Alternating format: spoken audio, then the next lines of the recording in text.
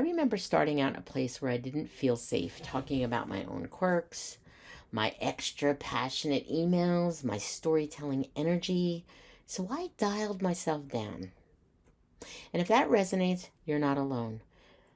Turns out that 60% of US workers say they've covered themselves, hidden parts of who they are just to fit in.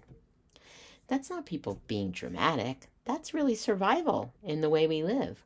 Covering means downplaying our identity, tweaking how we look, even how we talk, to match the dominant culture. If you're a CEO, entrepreneur, or business owner that can't seem to figure out what is blocking you from attaining the next level of growth in your business, then listen up. I'm Maria De Laurentiis Reyes. I've taken what I've learned in 30 years working inside multi-million-dollar corporations, building my own business, and consulting my clients, and discovered 5 themes that stop a business from scaling. I've created a tool to help you get the answers you need to get unstuck and unlock the next level of growth. Head over to scale.mariadr.com and click the link to get your custom Scale Factor Formula scorecard when this episode is over. Hey everybody, welcome to Finding the Upside. I'm Maria De Laurentiis Reyes, your host, and you know I have been thinking about something we touched on in past episodes. Like that one where we talked about burnout being a boundary violation.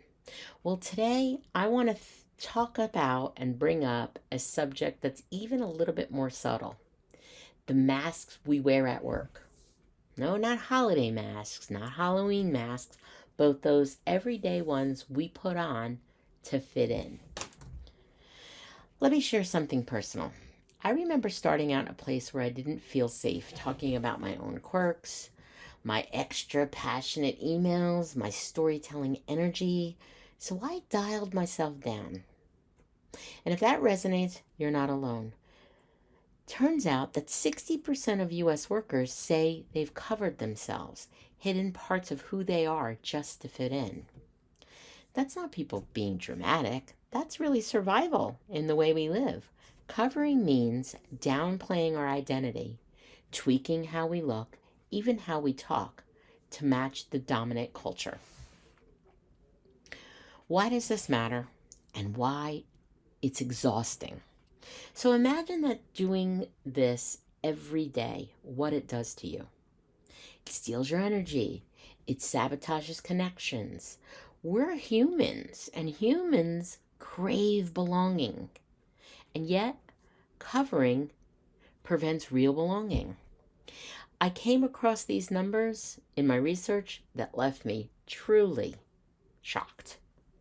60% of people say covering saps their emotional well-being. Sure, because it drains you and you're not being authentic. And more than half say it cuts off opportunities for growth. And a majority feel pressure to mirror others just to look professional, even if it's not them. Now, if you consider covering hidden identities, and really some of the marginalized groups, for example, LGBTQ+, or neurodivergent, or Black, or Hispanic. Sometimes that's hard, right? How to be less Black or less Hispanic. Those things really take a toll. When we looked at a study that talked to Black professionals, they said that 65% of them admitted to masking at work, compared to the overall 60% of workers. So it's even higher for groups that tend to have to cover or mask their true identity. If you've ever felt like you're code switching every day, this is why. It's draining and it's deeply unkind to our own potential. So let's bring in not just the emotional cost, but the hidden costs beyond burnout. So masking isn't just emotionally taxing, it's actually creativity stifling. So a workplace where you have to perform eliminates spontaneity and innovation. I've talked about this so much, but it's a different way of looking at it that I'm bringing to the conversation today. There's more. specialists now call task masking, which is acting overly busy to hide anxiety, exhaustion, or fear. And among Gen Z, for instance, over a third feel job loss anxiety. So they hyperperform the illusion of productivity, sometimes with awful posture, fleeting tasks, or fake meetings just to survive the day. If you're a leader or a business owner, this should be piquing your interest here, because that's not good for business. That's not also slacking, okay? It's asking, does my real work even matter to them? That's what they're doing. They feel like they have to task mask because they're not able to truly be who they are. So that's why this matters. We don't get better work. We don't get better creativity. We don't get even real productivity. We get a cover up. So what do we do about it? How do we unmask and thrive? Here's what I've learned, and I continue to practice and help others, empower other leaders to do this and set the culture. Start with your own story. I personally have shared failures, middle of the night rewrites, even moments of imposter chaos on this show. That's my invitation to you. Lead with everyone by being human. Secondly, define what authenticity looks like for your team.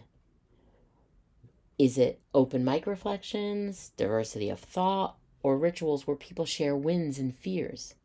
Authenticity isn't vague. It's grounded in values that we honor. Thirdly, honor small acts of courage. I always celebrate anyone speaking honestly and openly in a meeting, even if they were nervous, because these small things ratchet up the safety that others can feel. And last, build policies that reinforce belonging. Use inclusive language, normalize differences, anchor conversations with, I'd love to learn more about your experience. Policies matter, but really more importantly, everyday micro gestures and behavior is what shapes it. When people are not forced to mask, they can bring their full magic and potential, creativity and openness to the work. And that should matter to your business. Here's my final thought. Our workplaces haven't always made it easy to unmask, and really our communities as well. We know that. But what if we led differently? What if transparency, humanity, and flaws weren't liabilities, but springboards? That's what Finding the Upside and Rebel Leadership is all about. The masks are heavy, but authenticity, that's how we fly and open up others to soar. If this episode spoke to you, please share it with someone who's either dropped their mask or needs to. And other leaders that you think would benefit from being empowered to really unmask their own workplaces. Subscribe, leave a review, and until next time, keep searching for the upside and start by being unapologetically real without a mask. All right, so I hope you loved this episode and found it valuable. Thanks for hanging out with me. And if you'd be so kind, if you know someone else that this will help, please share this episode with them. Just grab a link for this specific episode, text it to a friend or colleague so it can help more people like you. Thanks so much for tuning in. I will see you next time for more entrepreneurial goodness. Same time, same place on the Finding the Upside podcast.